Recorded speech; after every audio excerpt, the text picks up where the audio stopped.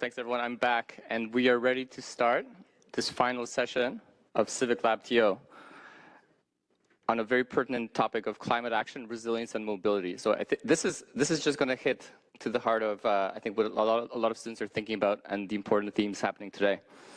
We'll start off with a land acknowledgement. As you know, this meeting is both in person and online. So welcome to everyone in the room. It's amazing to see you here, and as well as the people joining us online. I recognize that this land, the territory you're on is there's many different kinds of territories since you're online or in person, but we ask that you would acknowledge the traditional territory that you are on currently. I'd like to acknowledge that the land we are on is the traditional territory of many nations, including the Mississaugas of the Credit, the Anishinaabe, the Chippewa, the Haudenosaunee, and the Wendat peoples, and is now home to many diverse First Nations, Inuit, and Métis peoples. We also acknowledge that Toronto is covered by Treaty 13 with the Mississaugas of the Credit. I'm Marcin Kedzior from Humber College. I'm a professor at Humber College. And, you know, okay, let's just pause for a sec because I'm very excited to be here. And this whole series of sessions was absolutely amazing. You know, bringing together these 8 Toronto schools, that itself is a unique pedagogical experiment. But the fact that these schools are interfacing with City Hall in this council chamber, do you feel the resonance of this chamber? It's a real kind of vibrating, resonating chamber when you hear people talk about the city out of a kind of love and genuine care for the city, and the specific ways they're addressing problems that we all care about. It's kind of an amazing experience. We're together, we're consolidated as a kind of community that can think about Toronto, can think about what the future of the city will be. Who knows what kind of partnerships and other things will grow out of the fact that we're all here. But I've never heard about this happening with 8 schools working like this and interacting closely with city officials. It's a beautiful kind of experience that I'm so happy to be part of. Now, we've heard many ways that these problems are framed that we're talking about. That was something, most interesting things is how the processes of how the city functions are demystified and made available, made transparent, and make us want to plug into the process of what's already happening. So every week we have smart, dedicated people genuinely caring about their city and solving problems. And I hope, and I know that a lot of this intelligence and the motivation and kind of dedication of the speakers is rubbing off on you, and you're inspired by it, and you feel it when you're here together. And behind the scenes, a tremendous amount of work has gone into planning these sessions between the academic institutions and the City of Toronto into delivering this CivicLabTO curriculum. So before I pass it on to the today's guests, I just want to keep a couple of housekeeping rules that and kind of points that you're already probably familiar with, but just a final recap, that today's session is being recorded and that participants shouldn't share any personal information within the meeting. The session will be available at www.civiclabto.ca and also with a /curriculum and made available to your instructor in the near future. If you haven't joined us in person at the council chamber, welcome, and please note that we ask that you avoid joining the virtual WebEx seminar simultaneously. The washrooms are located in the hallways by the elevators, that way. As you enter the kind of UFO spaceship kind of chamber. Joe Mavic assured me that humor is appropriate up here, so, but we'll see. We'll see how it lands, you know? So the washroom point, okay. There will be time for Q&As at the end. And, you know, the Q&As I'm especially interested in. And I think if you look at your instructors and professors and members of civic servants of the city, everyone's really proud and eager and excited when students ask questions. I hope you notice that. Because then you're part of the conversation. You're joining, you're plugging in. We see how everything that's talked about has landed in your own mind and how you're thinking about it and asking really actually pretty insightful and smart questions. So, you know, we love that, and we'll try to really focus on this last session having enough time for several of you to ask these questions. As you know, if you want to submit a question, please, on WebEx, you can submit your questions through the chat. But if you're in person, you may speak into the built-in microphone by pressing the little button and then speaking like I am doing myself. And if there will also be a mic that's being passed around, so you can flag someone down to ask your question that way. Just raise your hand to do that. And lastly, everyone joining us virtually will be manually muted during the event. So if you're in the council chamber and have joined the WebEx meeting, please mute your device's speakers. So without further ado, today we're joined by three excellent speakers. We have Ryan Chung, the project lead for environment and climate. This will be an online speaker via WebEx. We have Stephanie Gower, program manager, environment and climate. And lastly, we have Matt Lee, program manager, project manager, transportation services. And I will hand it off to the online speaker now. And a reminder for the speakers for a really insightful, inspiring, possibly poetic and precise 20-minute presentation would be beautiful to see. Thank you so much. Awesome. Thank you for the introduction. And sorry, I can't make it in person today. Just give me a second while I share my screen. All right, hope you can all see my screen. So as mentioned, my name is Ryan Chung, and I am a project lead in the Environment and Climate Division. I'm really happy to be here today to speak to you about some of the work that I'm doing.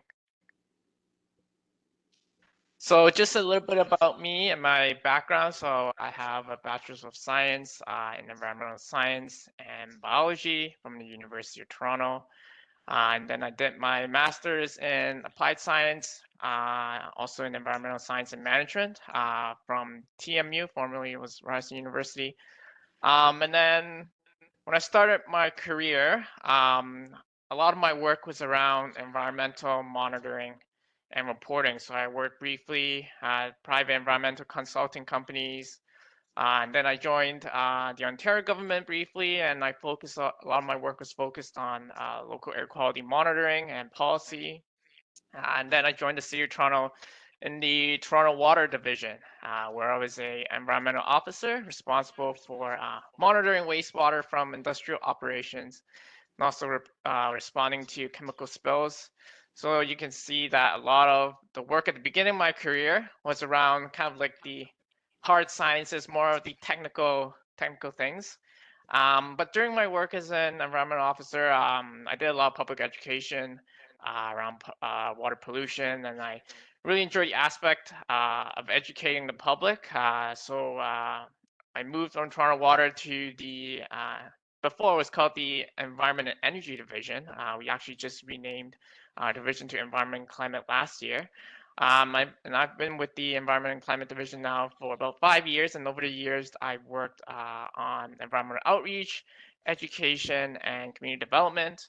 And what I've learned during my work here in Environment and Climate is really how we can take all of that hard science and technical knowledge and convert it to information that the public cares about, and information that is easy for the public to understand. So just a little bit about our division. So like I mentioned, I worked in the Environment and Climate Division along with my colleague who's in person in the council chamber today, Stephanie, who'll be presenting next. Like I mentioned, we were previously known as Environment and Energy, and then we've had a name change last year to really reflect the importance of our work and the priority that the city has on climate mitigation, and climate resilience. So our division is actually considered small in the city. We have just over 100 individuals, and really we have a range of people with different expertise within engineering, project management, communications, and whatnot. We have about 5 units. So I work on the outreach and engagement unit, and then we have other units that work on policy research and development, administration, and also 2 units working on public energy initiatives and programs for new and existing buildings. Okay, so let's jump into today's topic. So I just want to start off with a short video on the basics of climate change, just to make sure we're all starting on the same page. Changes observed scientifically in Earth's climate since the early 20th century are primarily driven by human activities, particularly the burning of fossil fuels. Activities such as heating and cooling our homes, driving gasoline and diesel-powered vehicles, and plugging in devices and appliances consumes fossil fuel energy sources like natural gas and oil. Burning fossil fuels for energy releases carbon dioxide into the atmosphere. Even our waste that ends up in landfills will result in methane gas emissions. Greenhouse gases in our atmosphere, often referred to as GHGs, such as carbon dioxide CO2 and methane CH4, are necessary to keep our planet warm enough to sustain life. However, in excessive quantities, they trap too much heat in the atmosphere, causing the Earth to heat up. That's called global warming, and global warming causes climate change. Climate change is a long-term change in the average weather patterns that come to define local, regional, and global climates. Climate change is causing more extreme rainstorms, heat waves, wildfires, droughts, and rising sea levels around the world. Cities are now more at risk from flooding events, extreme heat, and other climate change impacts.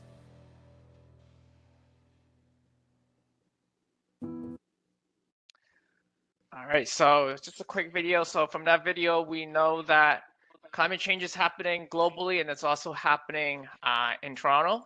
From this graph, it shows where the major emissions in Toronto are coming from. So 50% of emissions in Toronto come from buildings, 33% from transportation, and 9% from waste.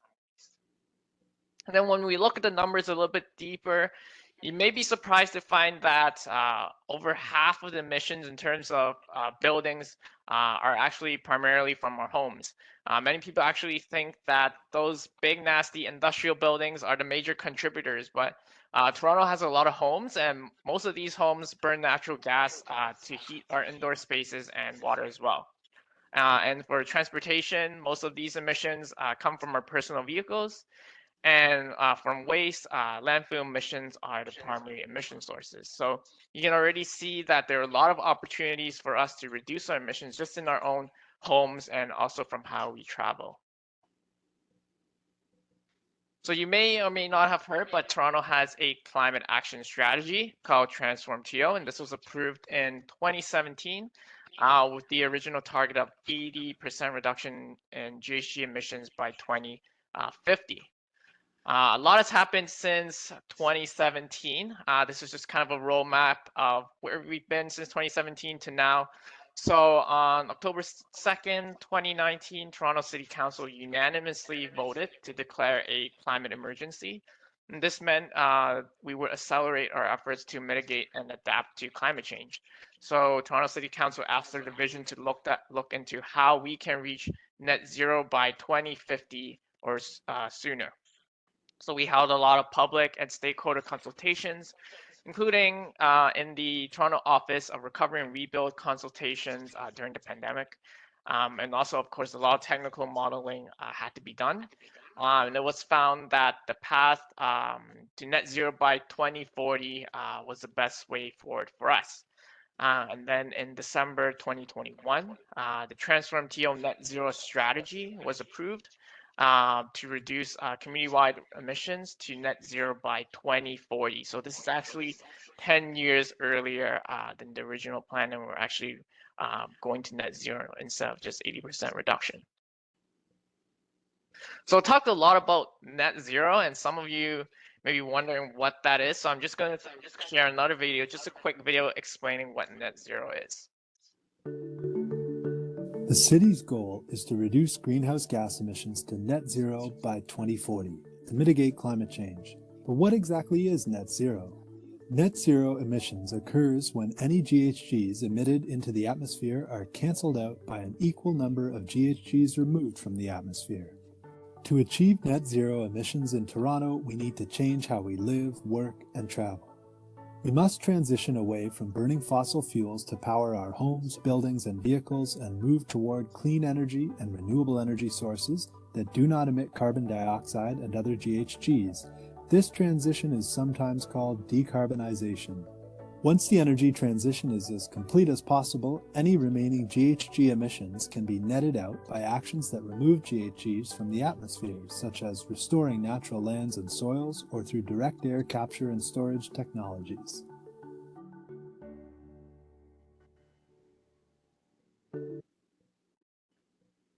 So here's a graph just showing our path that we need to reach net zero emissions by 2040. And you can see that from this graph, our emissions are currently declining, but our emissions have not been decreasing fast enough in the recent years. We have exceeded our 2020 target, but you can see that we really need to reduce our emissions significantly to reach our 2030 target. And our 2030 target is actually really important for us to stay on the path of reaching net zero by 2040. So here are some goals that we have set for 2030. You can see that all of these goals involve reducing our emissions significantly, of course, from the three main buckets of emissions, so from our homes and buildings, transportation, and waste. This is a graph showing what the net zero modeling process looks like. So you can see on the right, what's listed there are all the actions that must be taken for us to reach net zero by 2040. And all these actions, you can see again, they're broken up into the three main sources of emissions. And all these actions actually include the use of existing technology. So we don't need to wait for new technologies to be developed first before we need to scale up our efforts. And what's important to note is actually at the bottom, so you can see the gray part at the bottom of the graph, that there are still emissions that are remaining after all the actions that are taken, and these are emissions remaining from the electricity that we are consuming. So in order for us to really truly reach net zero, we need 100% of our electricity to come from renewable grid, or we can purchase carbon offsets. But a lot of this is actually outside of Toronto's jurisdiction, and we really need to work with other levels of government to help us reach net zero. In terms of our TO strategy, what we have are TO guiding principles, and this is actually really unique aspect of the climate action strategy because we recognize how diverse our city is and all the different issues that residents face. We have a number of guiding principles in our strategy, and just to ensure that we're not only focused on reducing emissions, but really how reducing emissions can improve the lives of Torontonians and how it can also improve our city as a whole as well. So when we talk about climate action, we really are talking about putting these two pieces together. And when we look at a little bit deeper of what that may look like, I know it looks very messy, the slide looks very messy, but it really shows that there are a lot of different opportunities for us to reduce emissions. But when we talk about reducing emissions, it's probably easier for people to think about some of the different things that they care about first. So for example, they want healthier lives, they want to improve affordability, they want more green spaces, they want to boost the economy. Then we can explore the actions that we can take to address these concerns that people really care about, and then think about how they may in turn reduce emissions. And you can see from this diagram that one action can really open up many opportunities to address some other objectives as well. So in 2021, the city conducted a citywide survey among residents to find out about their thoughts and feelings about climate change. And the majority of residents in Toronto are actually concerned. We found the majority are concerned about climate change and agree that there is a need to reduce emissions, which is great news. But one of the biggest findings we found was that almost half of residents in Toronto don't know what they can do to address climate change. So this is why one of the reasons why we've launched a program called the Neighborhood Climate Action Champions Program. It's really a way for us to help us better connect with residents on the ground. So this is the program that I manage, and we launched this in 2020.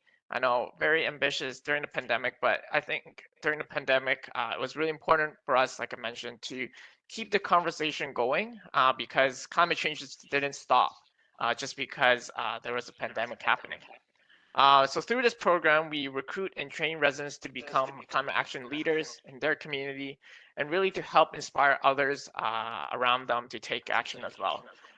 We know that if we want to reach net zero by 2040, it's going to really require us all of us to really make changes to our lifestyle.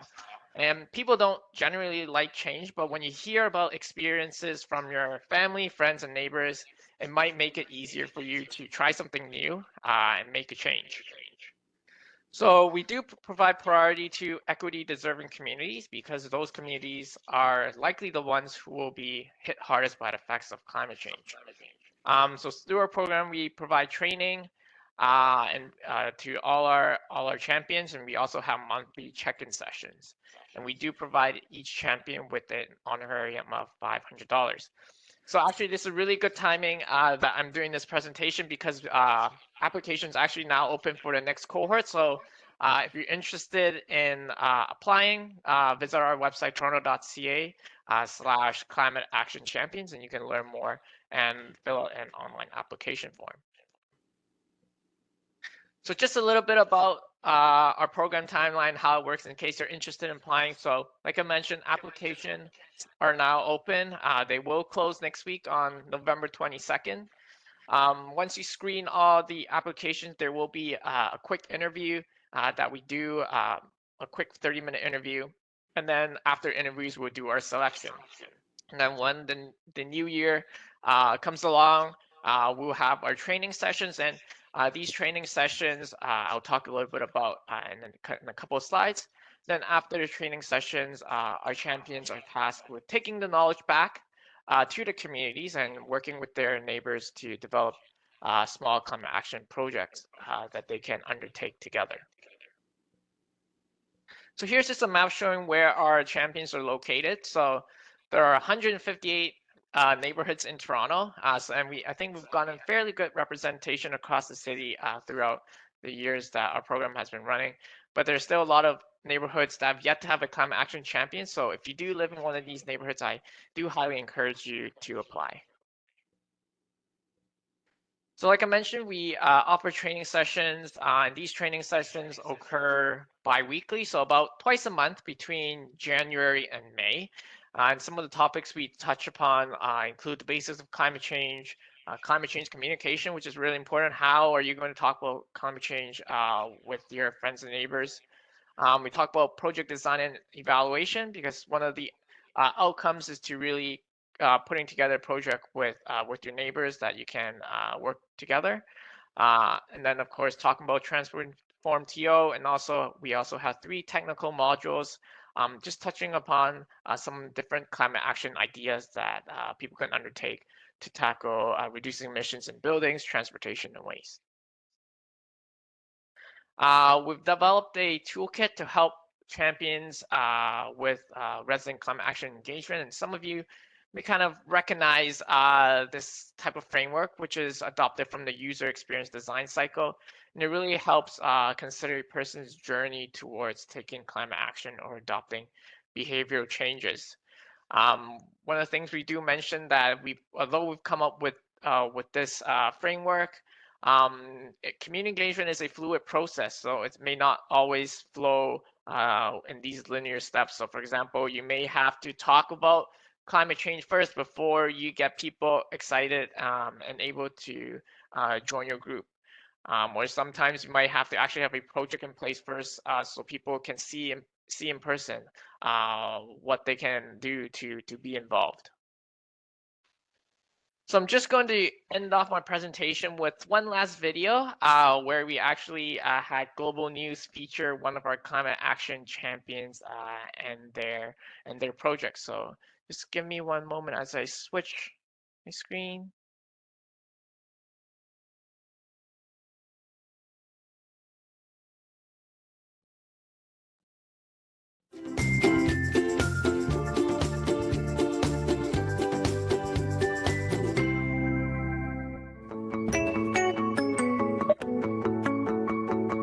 Meet Zujun Han.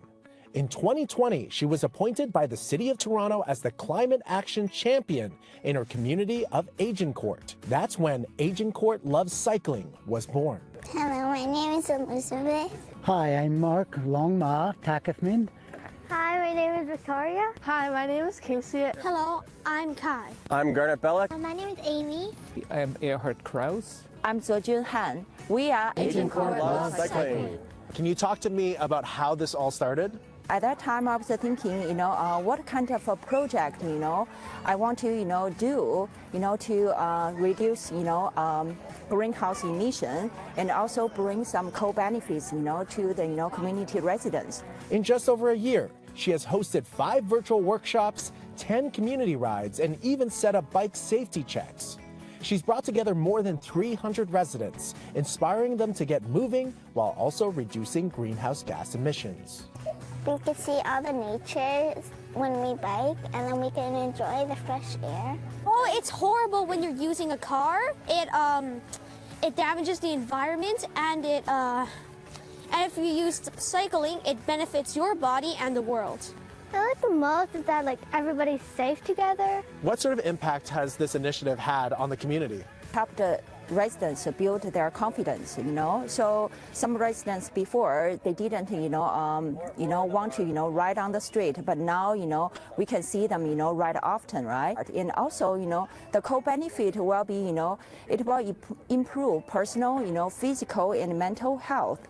But Zujun is not alone. Community leaders and cycling advocates have stepped up to help.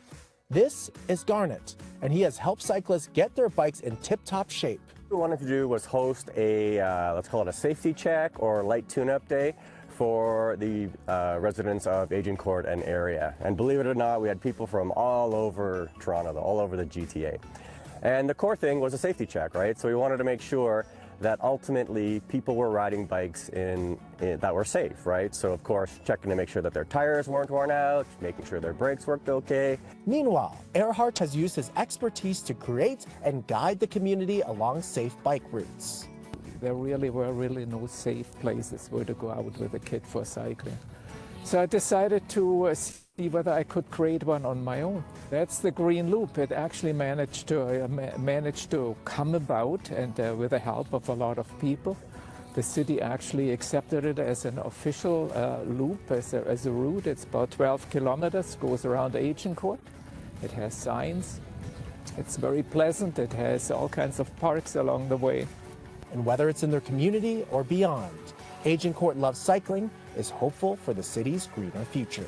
When people commit to using their bike as their primary means of transportation, it can make sure that when they're doing their commute, they're going for groceries, they're doing light errands, that they can use their bike for that.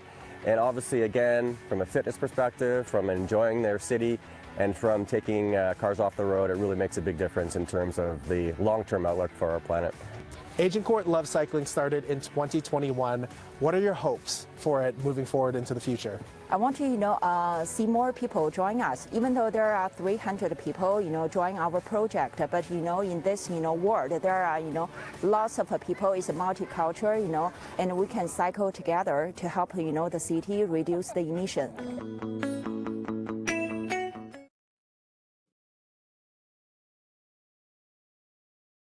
All right, so that was a really big project that Zojun, our climate action champion, had done. We don't expect our champions to always engage with over 300 people in their community, but that's just kind of a highlight of some of the work that our champions have done. So that's it for my presentation. Thank you again for your attention, and I'm happy to answer any questions at the end.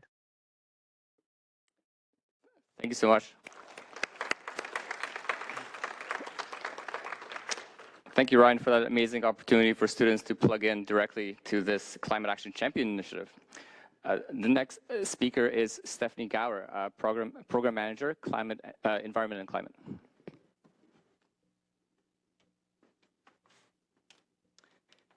Thanks so much. It's really a pleasure to be here today. I'm really excited to kind of have a chance to share a little bit about what my team is doing on climate change.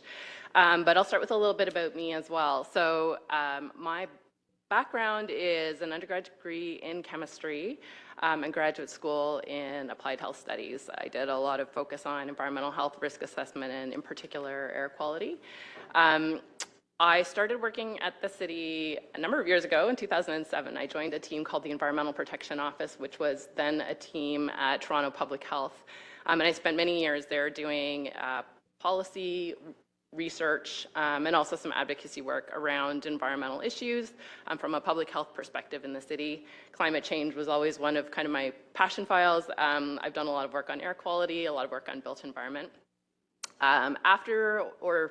I guess, through the pandemic, I got a little bit sidelined. I was doing a lot of work on vaccination planning, but towards the end of some of that, I decided to make a bit of a move, and I spent a year at the city's Parks, Forestry, and Rec division. So I was managing their research and analytics team there, which was a really great move because it gave me a lot of insight into some of the operational sides of a big division like that at the city, and what their work for climate change means and how they kind of integrate some of that thinking into the work that they do as well, but also about some of the competing priorities that they face when they're, thinking about some of their work. So following that, I moved to the Environment and Climate Division, and that was a pretty recent move. So I've been there since last May, and you'll understand why when I start to talk a little bit about our team, because our team is very new within the division. So I am a program manager for a climate resilience team that is within policy and research. So a different unit than Ryan, but the same division. And so I think if we want to just go to the next slide. So Ryan talked a little bit about this with his and really great animation actually, but I wanted to circle back to kind of the reason that we're here to talk about this, and that is the climate is already changing and we're expecting it to continue to change. These are some predictions for the City of Toronto. I will say this figure is a little bit old. These were generated back in 2012. We're now looking at updating these, and we've seen some updated predictions as well from a recent provincial climate change assessment. But the overall message is really the same. As we move forward into the future, we are expecting to see a lot more hot weather. We're expecting to see longer hot spells. We're expecting to see more extreme rainfall and flooding and more extreme storms. And so what you heard about from Ryan was a very mature program at the city that's been going on for a number of times and will continue to mature, and they're doing really amazing work. And it's focused on reducing greenhouse gas emissions. But the flip side of this climate change file is that we also need to be ready for climate change. So we need to start doing the things to prepare our city, our people, our services, and our assets to face this climate change that is coming. And so this gives you a little bit of an idea. What it's doing is the top row there is outlining some predictions for around 2050 and just giving you a bit of a comparison to what it's been like in recent years. And so the comparison years there are the 2000s to 2009. So you can see it's going to be a massive increase. And so if you look, for example, at the number of hot days, shifting from say 20 a year to 66 per year, I mean, that's kind of the whole summer. So it's pretty critical. So let's go to the next slide. I also wanted to start a little bit with some definitions because I think it's important to know what we're talking about. Even when we go and talk to our colleagues within the city about climate resilience and climate adaptation, we often have to go back and talk about definitions like what is it that we're talking about when we say that and what do we mean. So it may be very clear to many of you, you've probably learned about this in the past, where mitigation is reducing greenhouse gas emissions. Adaptation and resilience are about preparing for climate change and getting ready. When we talk about adaptation, what we're really talking about is what are the actions that we can do? What are the steps that we can take, the changes that we can make in order to be ready for climate change, whether that's kind of the gradual incremental change in something like hot weather, or whether that is those big storms that we know are going to come, or the prolonged heat waves. Climate change resilience is more about systems and the interconnection of systems, and that you can't just adapt in one part of your system and not worry about the other. When it comes to resilience, everything is connected. And it's thinking about what's the state of being that we want to achieve and thinking about how those systems kind of impact each other. So for example, if we are preparing for hot weather, we might need to think about the types of housing. We might need to think about our electricity grid and how we're providing cooling. We might need to think about the people who live in those housing and what kind of vulnerabilities they may have.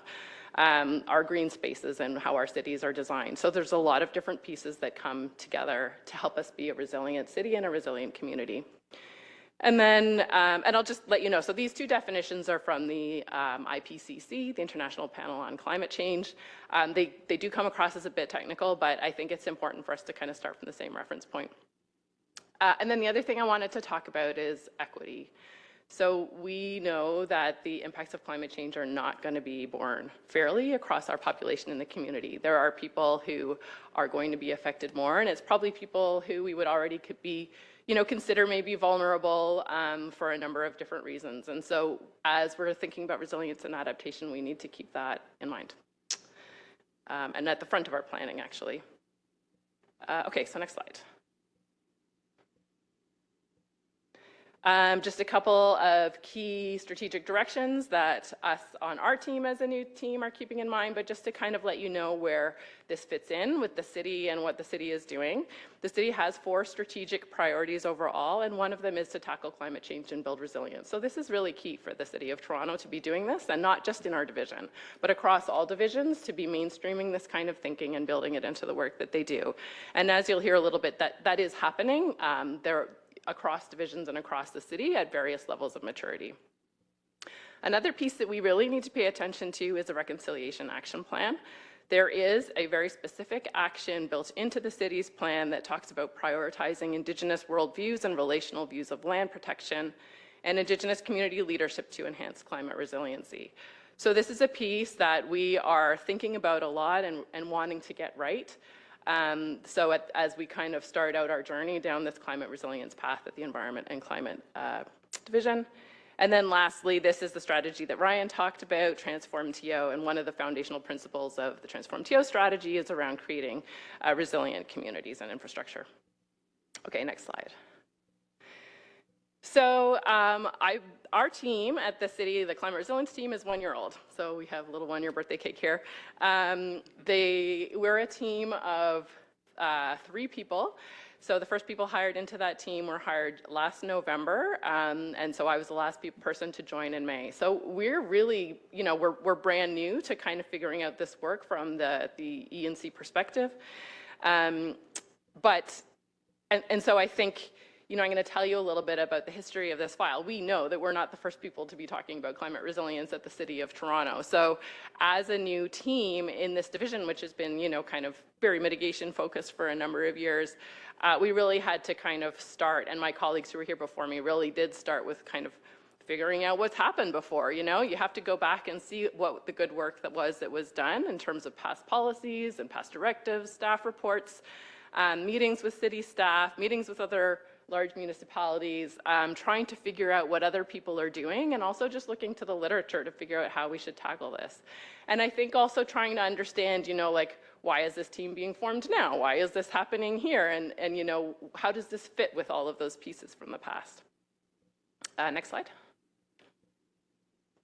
So what we kind of uncovered is there has been lots of work on resilience previously, but it's a bit in the past, and there's been a bit of a gap.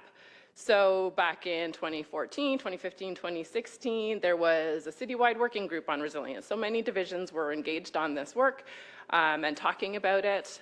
There were a couple of staff reports and some ideas about having, risk management policies that divisions would adopt, and some divisions did. A couple of divisions specifically went through processes of doing risk assessments on their own infrastructure to understand what climate change might mean and what they could prioritize in terms of preparing. That led to the idea of applying for funding from a program led by the Rockefeller Foundation. They had a 100 Resilient Cities program where they were offering funding for 2 years to develop resilience strategies for 100 cities around the world. So Toronto put together that application and was successful. And so for 2 years, we had a chief resilience officer in the city, and he led the development of Toronto's first resilience strategy, which is the cover of the report you can see kind of at the front there. So that was launched in 2019. And I think, there was a lot of really good work in there, a lot of engagement, and a series of actions that were set out in the strategy. I think, so one thing I'll say is it's a very broad resilience strategy. It's not focused specifically on climate change, although climate change is one key component of the strategy. So there was a couple of things about the timing of the launch, which was in 2019, and then our Chief Resilience Officer, who'd been funded for 2 years, moved on to another role at another organization. And I think there maybe had been a little bit of a lack of clarity about where this might move within the division, and then coupled with kind of the arrival of a pandemic in early 2020, this resilience strategy, I think, lost a little bit of momentum at the city. And although it was very publicly launched, it actually was never considered by council, which is sort of interesting for us as city staff when we consider, you know, the directions that are in resilience strategy and what they mean to us. And so we are now in a position of coming back to this. And there's really been a gap since 2019. So we are bridging from where we left off in 2019 and all that great work that was done to where are we today and how do we move forward on climate resilience. Next slide. And that isn't to say that there hasn't been a ton of great work happening across the city. So these are some of the organizations that are very engaged in climate resilience work right now. And you can see this includes many city divisions, but also agencies and ENGOs. And so it's not that there isn't work that hasn't been happening, it's that it maybe hasn't been under a single policy umbrella or coordinated in a way that's going to help us move forward on resilience in that systems way where we understand sort of the interconnections of systems and we're all moving forward in a coordinated way together. Next slide. So, so one of the next things our little resilience team did was to kind of try and clarify for ourselves what our goal is here. What is it that we're trying to do as part of a resilience team, and what are our initial activities towards making that happen? So our goal really is to advance the climate resilience agenda at the city, to build on the work that's already done, acknowledging that there is lots of good work ongoing and good work from the past, but to try and create a more coordinated, complete, cross-corporate approach to doing this climate resilience work. And as you can see, some of the activities that we want to undertake, I think these apply to, you know, many different areas and processes across the city. This isn't unique to climate resilience. In many ways is kind of understanding the current status of the problem. So in our case, resilience and adaptation efforts at the city. We were trying to identify, develop, and update the information that we need to support a climate resilient Toronto, and actions that we can take to enhance Toronto's climate resilience. A big part of that for us in our division and where we sit is partnerships and relationships and collaboration, because, you know, in the Environment and Climate Division, we don't own the infrastructure, like the green infrastructure or the hard infrastructure that's going to be affected by climate or contribute to our resilience. And so, you know, we're not the people who are going to be planting the tree, but we want to work with the people who are planting the trees, for example. And then similarly with, you know, even thinking about community, so outside of our city corporation, also wanting to work with community who know, they're the ones that know best, individual communities, what climate means to them, what kinds of sort of hazards and risks they're facing, what kind of assets and values are in place in their community that can support them as well to be more resilient. And then of course embedding equity considerations throughout the process. Okay, next slide. So because we are a team of 3 people, we're starting with just a couple of really key priorities. And these are trying to figure out a governance approach around climate resilience at the city, and then conducting a citywide climate risk and vulnerability assessment. So I think what I'll do is I'll talk in detail a little bit about these 2 priorities, and then give you a little bit of an overview of some of the many, many other ideas that we have about things that we would like to do either kind of in the near term or a little bit further out. So the next slide. So as I mentioned, there's good work happening across the city. It's just not organized under a single policy umbrella for climate resilience. And what we want to do is look for ways to work together and opportunities for alignment. So we've done the work of looking at other places to see how they would get themselves organized. What we found is that it really depends on different jurisdictions. There's no kind of best practice about where you put a resilience team or how they work with other teams across the city. So we need to find what the best solution is. It's, you know, made in Toronto.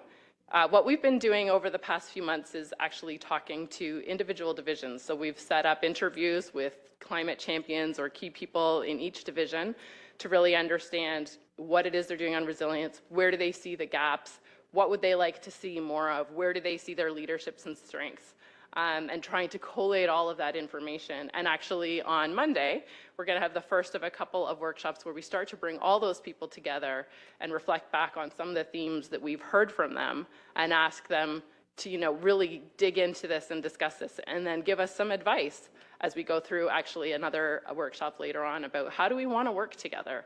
What's the best way that we can do this together to actually advance this in a sort of a cohesive way? Next slide. So the other major piece for us is a climate risk and vulnerability assessment.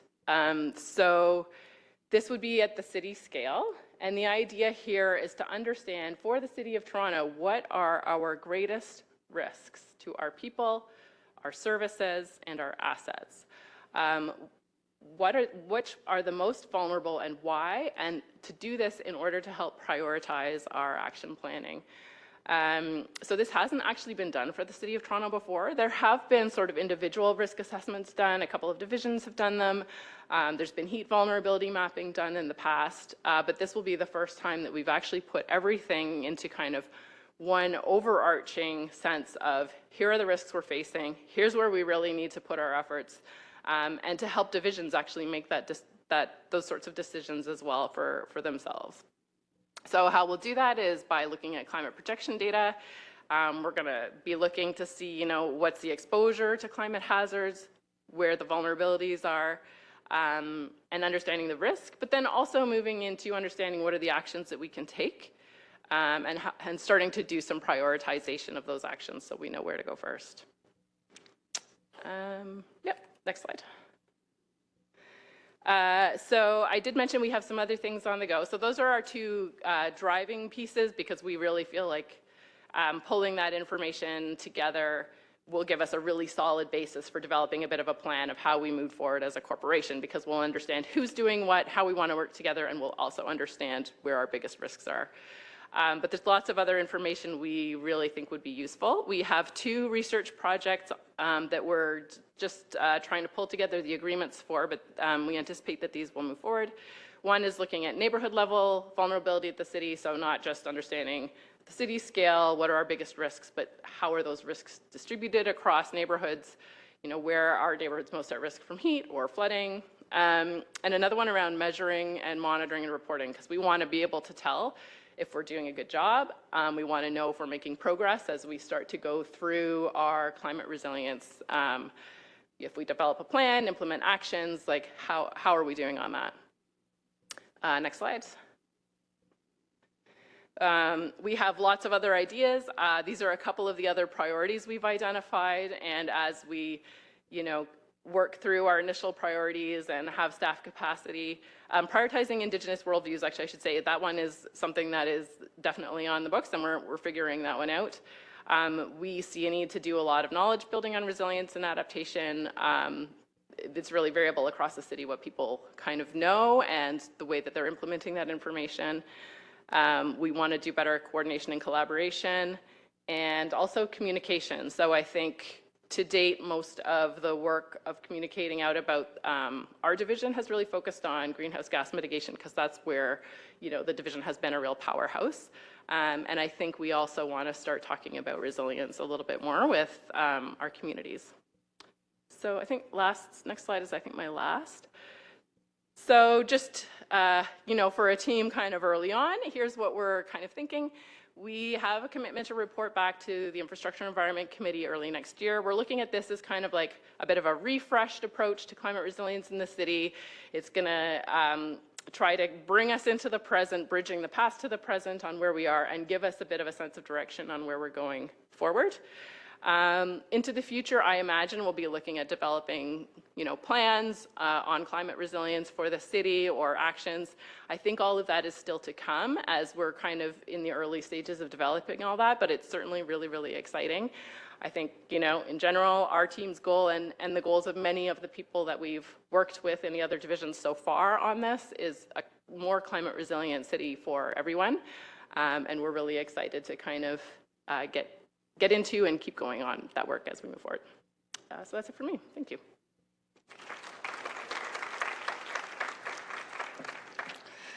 Thanks so much. That was amazing to see how you're consolidating different views and strategic priorities and ongoing initiatives to see how to move forward and what to prioritize. It was amazing to see. The final speaker today is Matt Lee, the project manager for transportation services. And I also want to thank the speakers for being so precise about timing. That's its own skill.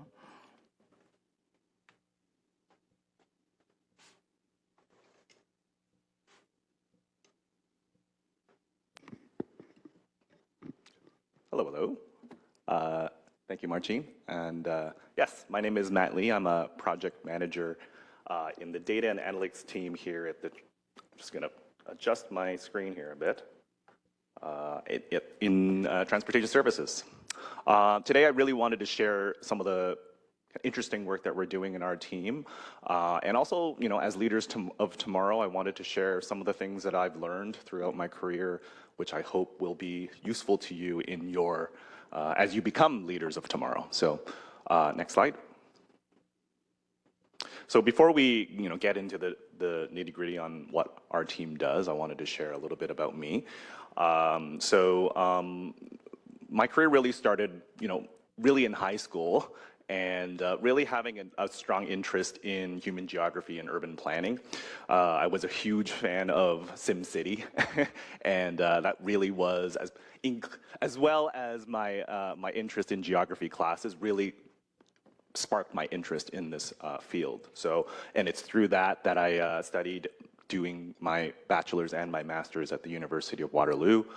And through a number of co-ops, I was able to learn a little bit more about specifically my interest in transportation. And that led to me being able to work in consulting fields as well as in government in supporting transit service planning. So I was lucky enough to work in Durham Region Transit and as well as at Metrolinx to help them prioritize the resources they have to provide as best service as possible. So it is through that experience that I learned quite a lot. I was fortunate enough to work with a lot of data, and I realized I was hitting a bit of a ceiling in terms of my capacity to deal with the large volumes of data. And it is through that I decided I just wanted to go back to school, and I did a continuing education certificate at TMU Chang School. Shout out to people here at TMU. I really enjoyed that program. It really helped build those skills for me. And during the work, I worked here as a project manager here in the data and analytics team in the city of Toronto. So in terms of my role here as project manager is really to manage the back-end data, so really supporting the work of our vehicle for hire data. So this is the data that we collect from Uber and Lyft, as well as some data that we get from the taxi industry. So a lot of that work is about kind of making sure that the data is of high quality, and then producing the analysis that's necessary for our policy teams in our licensing division. But overall, I think my general career has always been really trying to find ways to support transportation mode choice. So being able to choose whatever mode that you feel that you want to get around, and really supporting that need for urban vibrancy in our community. Next slide. Next again. So a little bit about transportation services. So that's the division in which the data analytics team is housed. And our mission is really to maintain a resilient transportation network that connects people to where they want to go. Stephanie talked a little bit about the word resilient, and I think in this case, from a transportation point of view, is really about building capacity. There's only a finite amount of road space, and we need to build capacity to make sure that people get to where they need to go, but also to support a sustainable future, which means being adaptable to the resources that we have. So along with just of course, there's the maintenance and the operations of our roadways, which are critically important. But one of the key areas of focus that we have in our team in data analytics is really how do we rebuild we're not going to be expanding our roads any wider, so how can we repurpose our roads to support the needs of tomorrow is really our goal, and to use data as a way to help support those decisions. Next slide. So in terms of the data analytics team, data is getting increasingly complex. There's large volumes of data that we work with. So as a response to that, the data analytics team was formed to really support that complexity. So in terms of our team, we have 22 staff, ranging from a number of different disciplines. So not just like transportation practitioners such as myself, but also people who are data scientists, web developers, data scientists, as a way to kind of support all of the work that's necessary to produce the things that we need, which is to support our other teams in transportation services, as well as our other colleagues to help with decision making.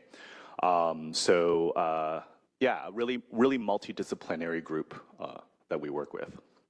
Next slide. So data analytics team, like our team is very much, in the weeds of supporting other teams in their data analysis and validation needs. So here are some of the more frontward-facing outputs that we work with. So we post a lot of pertinent information on our open data portal. We also support the development of a number of reports, including a vehicle for hire, which I'll actually share with you a little bit later in the presentation. Vision Zero, which is our program to really move the amount of collisions involving injuries to zero. Obviously, we're not there yet, but this is why it is so critical to make sure that we are tracking that so that we are able to continue to forge ahead to get to that vision. And then finally, there's some more ad hoc types of dashboards that we also develop. This one here is the Midtown Street pilot monitoring. So you might recall on Yonge Street, there was around the Midtown area, just Eglinton to Bloor, there was a repurposing of a number of lanes towards for bike lanes. So there was a lot of a monitoring effort to determine what those impacts are of that change. Next slide. So in terms of the different sources of data that we work with, it really comes down to primarily three. So the first is the volume data, so really understanding how many vehicles there are on the road, not just vehicles, but also bikes and pedestrians as well. We also have speed data to really understand how well our network is performing in terms of getting people to where they need to go. And then finally, one key element is collisions, so tracking the amount of collisions that take place in our network. There are a number of specialized data sets like ride-hailing data, which again, I will talk a little bit more about in the future slides. And then finally, there's GIS data, which really kind of integrates all of these pieces together because, as you can appreciate, a lot of our data is spatially related. Next slide. In terms of, I wanted to share a little bit more about, on a personal level, some of the things challenges that I've faced in my current role. And I think it really comes down to these three things. The first is data quality. So as much as we are getting a lot of data, I would say there's a lot of actually efforts that are required to make sure that the data is valid and that it makes sense. So I think this is where there's a really important element of knowing the technical capability of doing the cleaning, but as well as the practical side, which is like asking questions about whether do these numbers make sense. So the convergence of these two skills are really something that I'm continuing to learn, and it's been helpful to have a number of colleagues to help, make that happen. The second is related to data governance. So when we think about data doesn't really,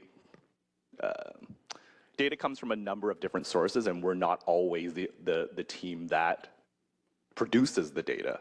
So there's sometimes a lot of confusion about, who owns the data, who's actually the party that actually cleans the data, and really kind of understand how these pieces start to fit together. So I think these are the kind of emerging challenges that we're seeing, not just in our team, but in data analytics teams throughout in other government settings, and happy to hear if there's any other ideas on how to support that.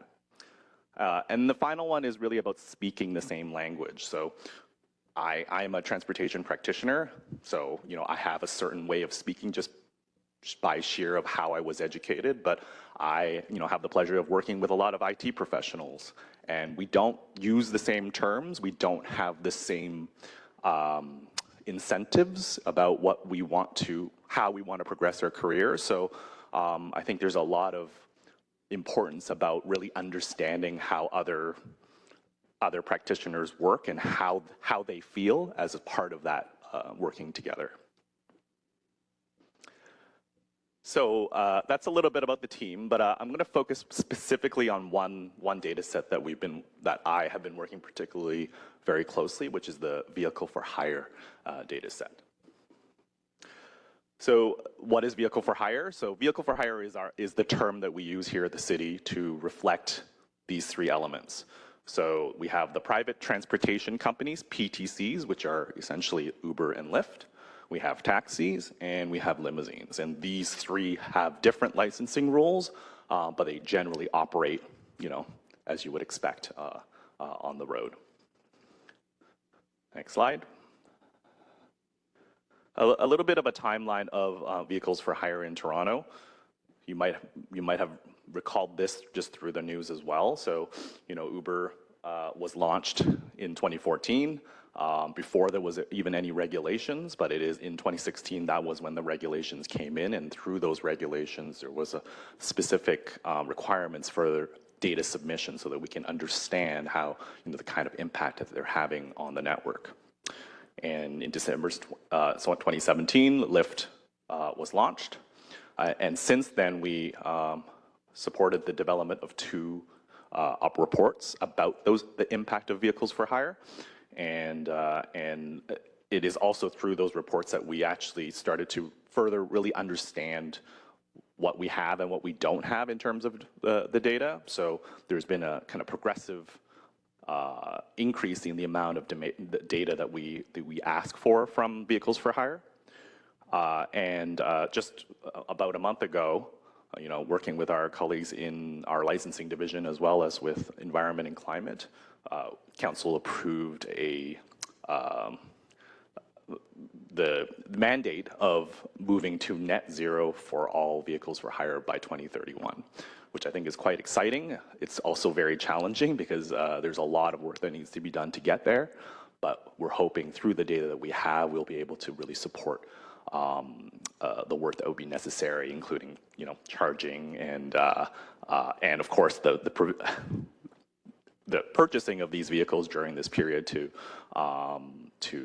make this happen, which would include some incentives as well.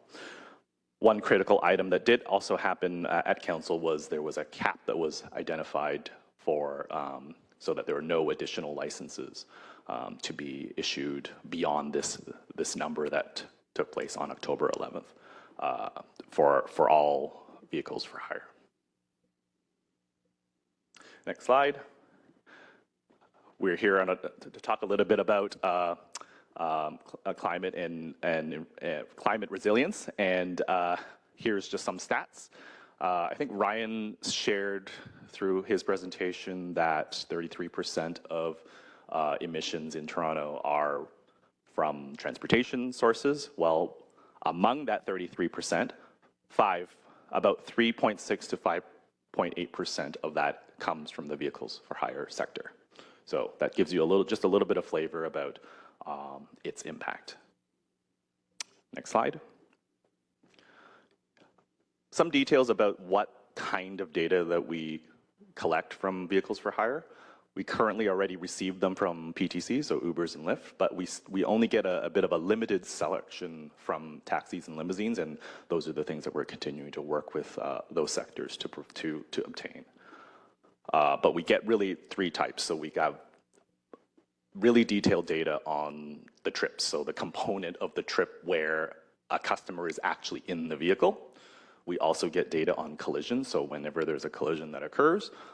And then finally, the cruising data. So this is the data before there is a customer, while a driver is looking for a customer.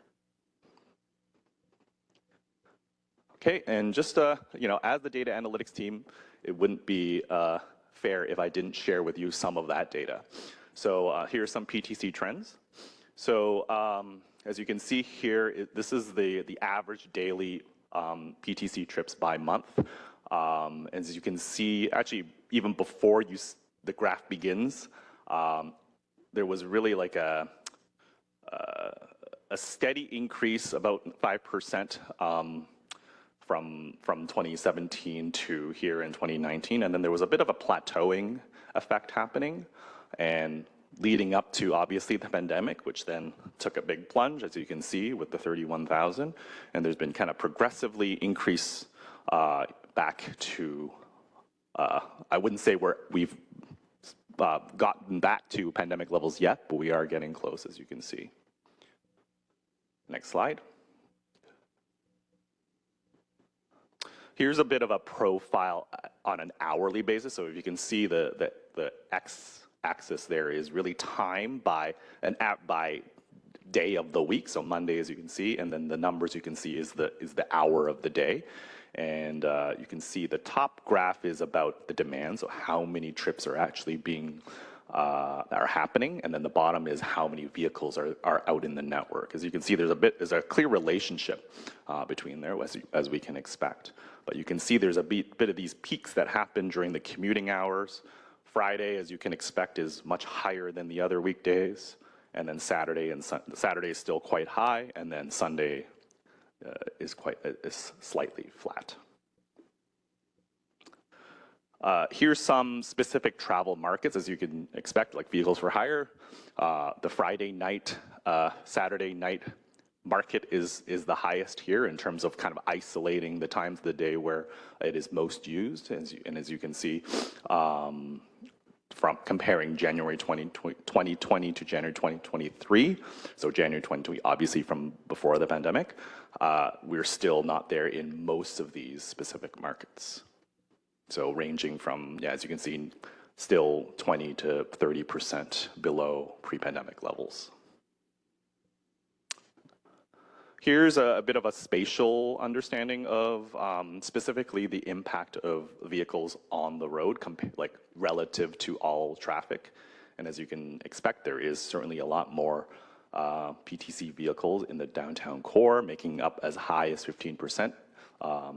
And then it's quite much lighter in the suburban areas. Hope that gives you a little bit of flavor on some of the things that we do with the data that we have. There are obviously very challenging questions that we need to answer ahead, which is really about what is the optimal supply of vehicles for hire on the road. These are really questions that aren't actually being, like, there are not many jurisdictions which we can rely on to answer these questions. So we're going to have to really use the data that we have to establish what those policies are. So some key takeaways that I wanted to share with you before I close out is, transportations are really increasingly complex, and we're really relying a lot on data to help support that. And so I think there's a huge future in working with in increasingly high volumes of data that we collect. But I also think this is also really interesting, because this is the time, especially in our division, to really find ways to reallocate the resources we have on our right-of-way. The second is about the importance of interdisciplinary studies. I think, as I said, I was educated as a planner, but I think there's a really good value in trying to kind of merge various disciplines together, because I think that will really help further market yourself in the future. And then the final is focus on both your technical skills, but also your interpersonal skills. These two elements together, I think, have really helped me, and I've learned quite a lot, and I hope to continue to work through those. You know, I think your career is always about learning, and I hope that you never stop learning, even when you finish your studies. So I wanted to share some humble thoughts with you before I ended. So thank you all.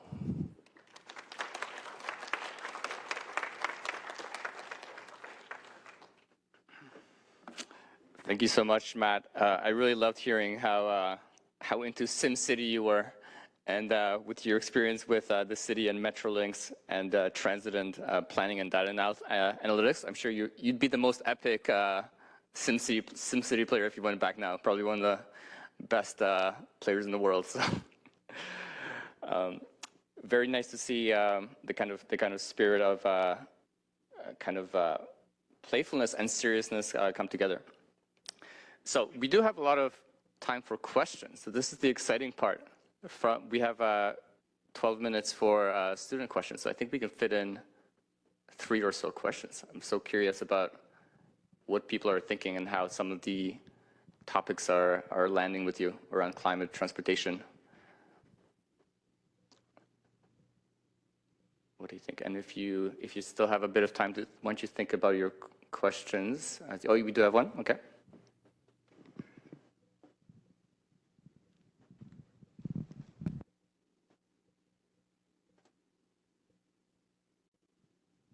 Hello. Hey. I had a question about collecting data.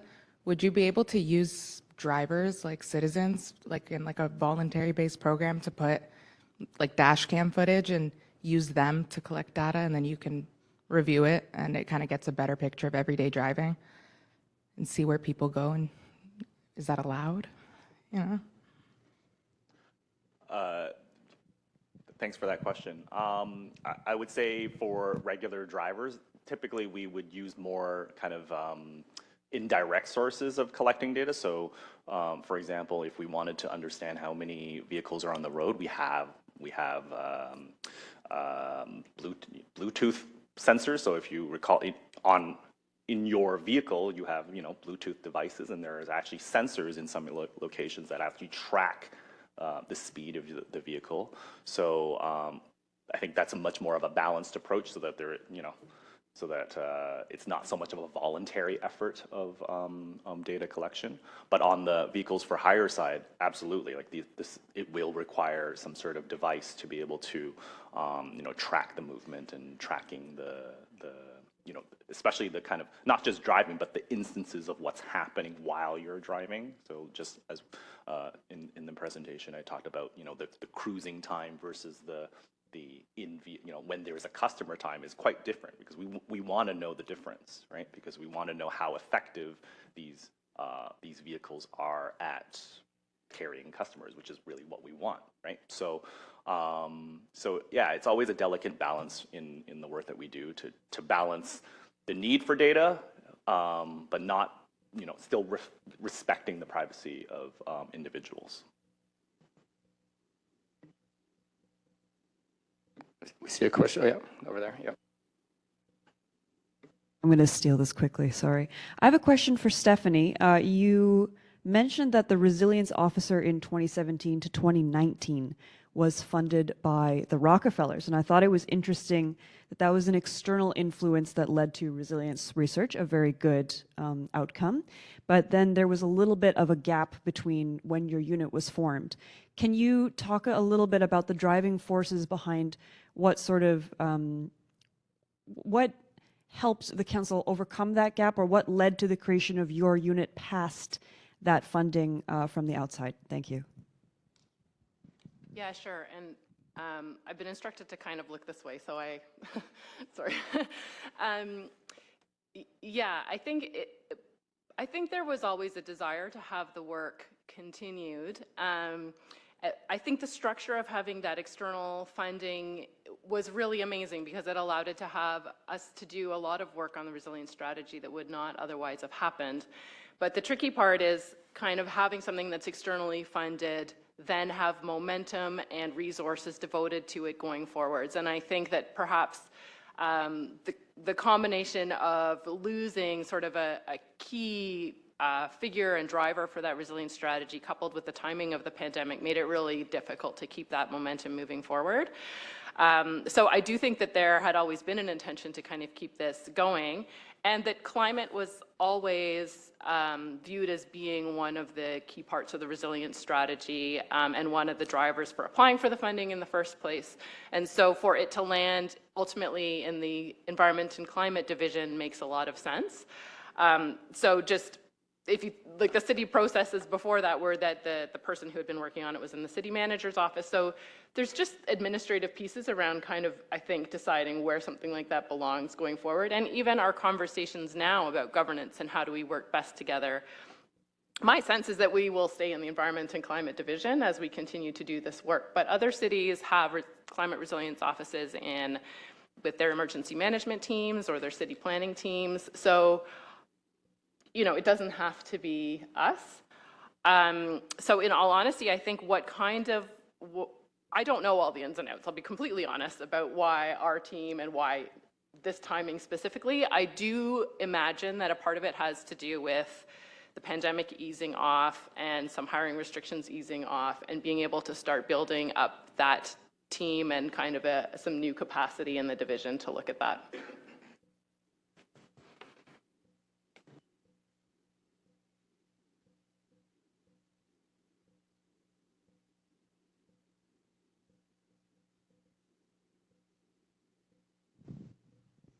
Hello, I have a question for Matt.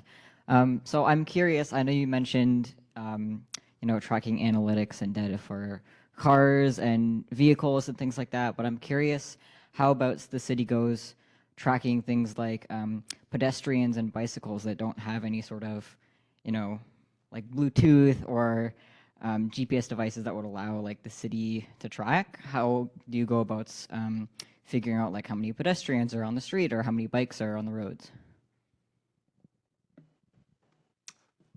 Yeah, that's a good question.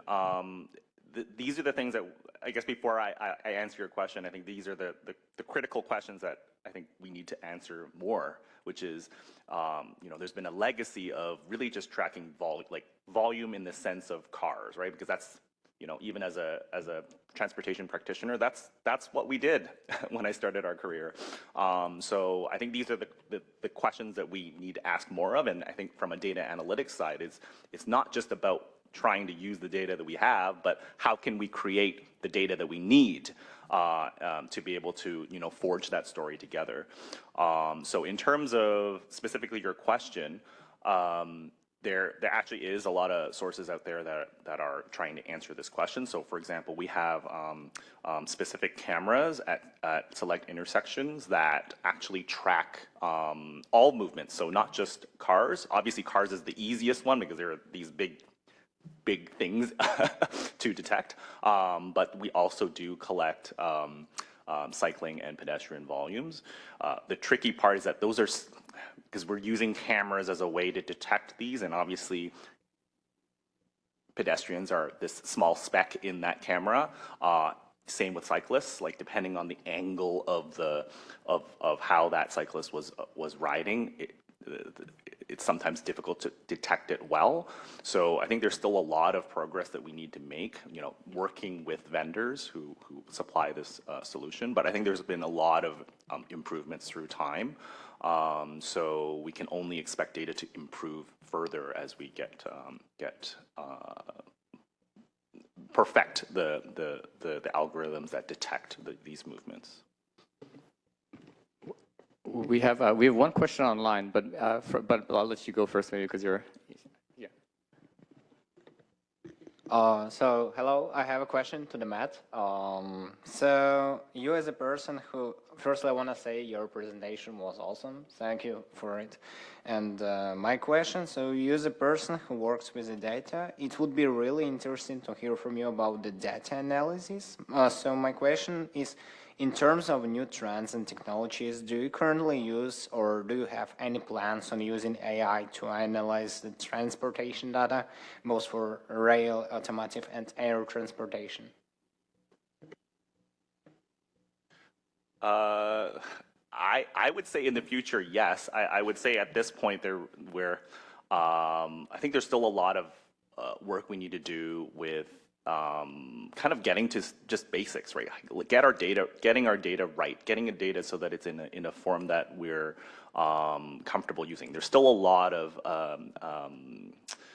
data cleaning of work that needs to happen. So there are a number of tools where we're using machine learning predictive models to be able to develop indices about how because obviously we don't have sensors throughout the city. We need to kind of figure out based on the data that we have to paint a picture about the conditions around the city. So there's still a lot of work to try to kind of interpolate so that we can make generalizations throughout the city. So we use, I think we all still use ChatGPT to help code. Like I think these are the things that I think are things all of us will be using more in the future. Why develop code from scratch when AI can help at least start the process, right? So that's the kind of realm that we're currently playing in. But in the future, as the data becomes more valid and rich, and I don't see why we could get there. But yeah, maybe not in the next 5 years. I don't imagine. I'll squeeze in this question from an online student. This student is citing statistics that before Uber and Lyft, there were 5,000 cabs in Toronto, and now there are 90,000 cars with above-mentioned programs with Uber and Lyft, many in the downtown core. How do we balance that increase with decreased transit use, traffic congestion, and GHG emissions? So this student is wondering if there are any plans to address that, and wants to thank everyone for a great presentation. Thanks for that question. That is the question of the century for us, really. So the student really identified it correctly. Like there are 5,000 licenses and many more for Ubers and Lyfts.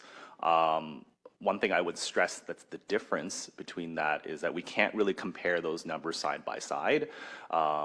Taxis typically do drive on a full-time basis, while PTC drivers are more flexible. That's precisely the point of that sector, is that you can work 1 hour or you can work 10 hours, right? So comparing that, I think, has been kind of a difficult task in trying to not just talk about licenses, but like how often are they on the road? So like vehicles, kilometers traveled is really the metric that we really want to hone in on and really try to track. How do we address these issues? I think this is the work that we will be doing into 2024 in determining, again, what is this optimal number of vehicles for hire on the road. We know, obviously, transit has been service reliability, and as well as reliability and just the service quality has been affected. How much of that is related to vehicles for hire? I don't know. I think these are questions that are actually very difficult to answer.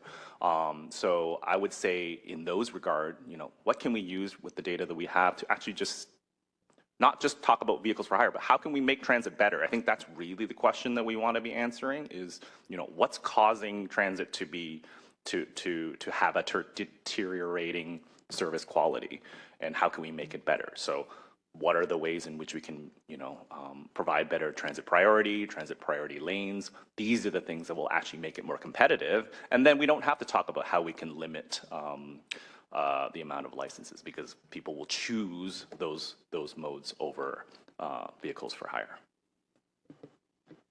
Thanks so much for those answers. I will pass it off to Federico Leal, who will offer some brief remarks. Good morning, everyone.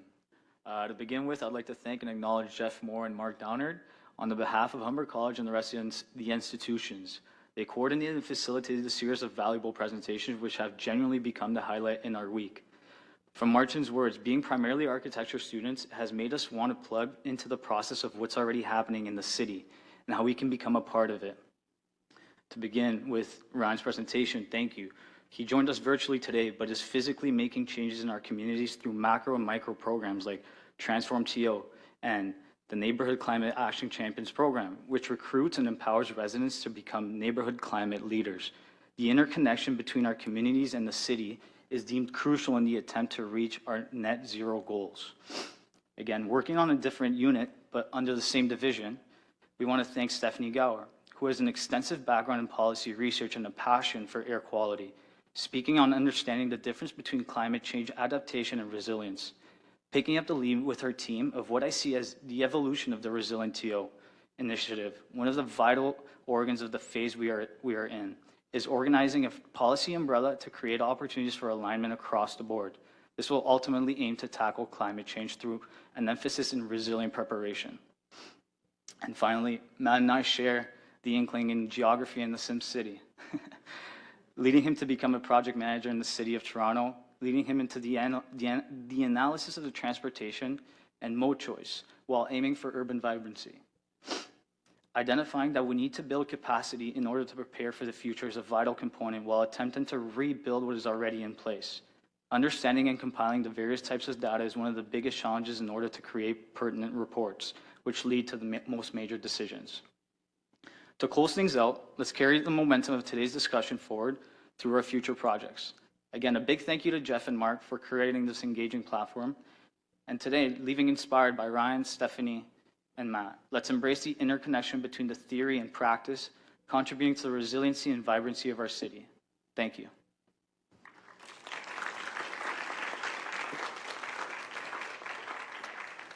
Thank you so much. Thank you, Federico. Listen, thanks so much, everyone. This was an amazing last session. And throughout all the sessions, we've seen how all the speakers are really masters of collaboration.